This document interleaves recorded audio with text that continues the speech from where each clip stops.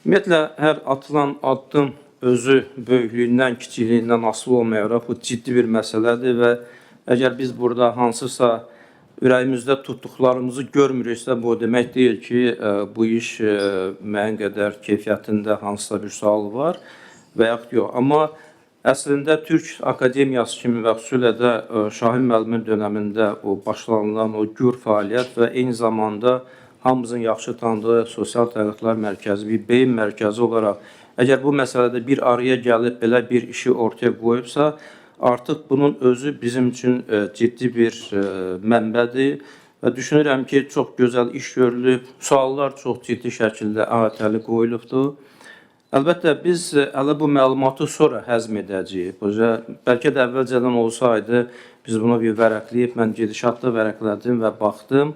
Və təbii ki, hər bir statistikadan sonra onun ciddi bir təkrar analizi gəlməlidir və bu analiz getməlidir. Ümumiyyətlə, statistika özü çox xatalı bir şeydir, ixtiyari bir sahədir. Xüsusilə də belə bir sahələrdə statistikanın özü bəlkə də yenidən qayıdılmalıdır, yenidən baxılmalıdır, bəlkə də klaster analizi yenidən getməlidir. Bəlkə də hər bir ölkə üçün daha dərindən analiz və ondan sonradan yenə ortaya qoymalıdır. Düzdür, mən görürsünüz, yəni iştah böyükdür, adam çox şeylər istəyir. Amma bu tədqiqatın adı barometr qoyulub və barometr də elə bir cihazdır. Şəxsən mənim kabinetimdə də var barometr. Gün ərzində istər-istəməz bir astronom ki, mənim gözüm də bir baxır ora və o barometri daim izləməlisən. Yəni bu tədqiqat düşünürəm ki, bir dəfəlik olmamalıdır və daim bu məsələnin üstündə biz izləməyi bacarmalıyıq.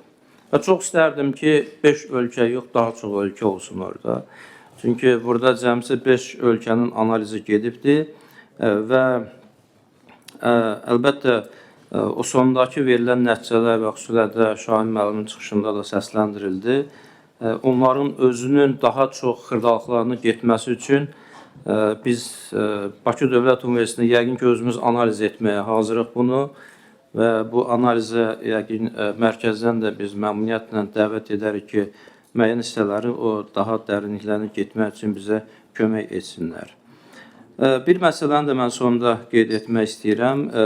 Təbii ki, burada respondentlərin cavablarında da hiss olunur ki, təhsil sistemindəki fərqlər istər-istəməz özünü göstərir. Baxmayaraq ki, ölkələr vahid sistemə keçməyi planlayıblar, keçiblər və s.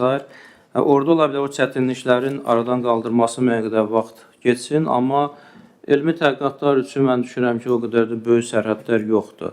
Əgər biz elmi tədqiqatlara gücü artırsaq, istər-istəməz o elmi tədqiqat bizi bir yerə gətirəcəkdir və həmin təhsildəki problemlər də, həqiqətən onlar da göstərilir orada, onun qarşısı alınacaq və burada qeyd olunduğu müxtəlif proqramlar üzrə texniki problemlər var, məişət problemi, onlar da bəzən həll edici olur. Mən xahiş edirəm, onları da nəzərə alasınız. Burada qeyd olundu, adi yataqxana məsələsinin özü bəzən bizim müəyyən proqramların çətinlik gətirir orada.